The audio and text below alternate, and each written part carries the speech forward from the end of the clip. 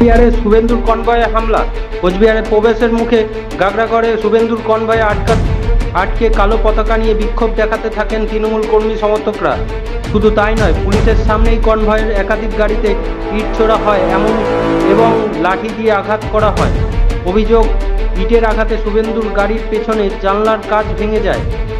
যারা বাংলা ভাষার বিরুদ্ধে মানুষ যেমন সোচ্চার হয়েছে, সবচাইতে বড় কথা যারা বাংলা ভাষাকে আক্রমণ করে শুভেন্দু অধিকারী কথায় নিস্তার নেই, তাদেরকে কালো পতাকা দেখানো হবে, তাদের বিরুদ্ধে মুখ্যমন্ত্রী মমতা বন্দ্যোপাধ্যায়কে গালমন্দ করেন। তারা যেখানে যাবে সেখানেই আমাদের প্রতিবাদ হবে। বিশেষ করে কুচবিহারের মাটিতে, কুচবিহারের বেশিরভাগ জবাব দেওয়ার সময় হচ্ছে বিভিন্ন রাজ্যে বিজেপি শাসিত রাজ্যে। কুচবিহারের তাই আমরা কুচবিহারের তৃণমূল কংগ্রেস কর্মীরা তাকে জানান দিতে চাই, আমাদের বিক্ষোভ হবে এবং কুচবিহারকে আমরা বিজেপি মুক্ত, আমাদের দলের সৈনিকরা আপনাকে ছেড়ে কথা বলবে না। আপনারা জয় বাংলা ধ্বনি।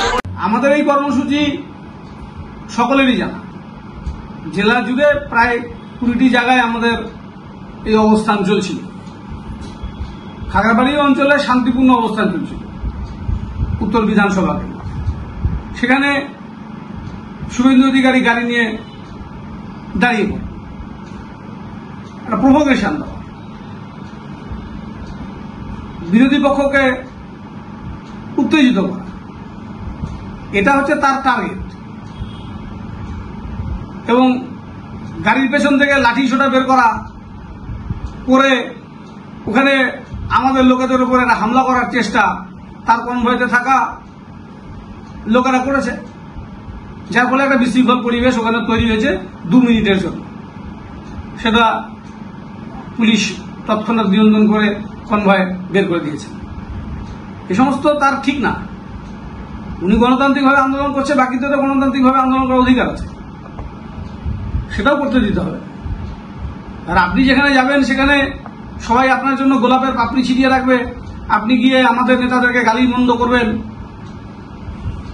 আর আপনাকে কেউ কিছু বলতে পারবে না। আপনি মাইকে স্লোগান শুনতে চান না, আপনি জয় বাংলা শুনতে চান না, আপনি তৃণমূল করুক কেউ সেটা চান না, এটা তো হবে না।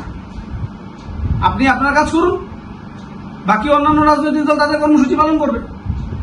এতে আপনি বাধাই দেবেন কেন? আপনি কনভয় নিয়ে এসে অতগুলো পুলিশ বাহিনী, সিআরপিএফ পার্টির লোক নিয়ে দাঁড়িয়ে যাবেন কেন?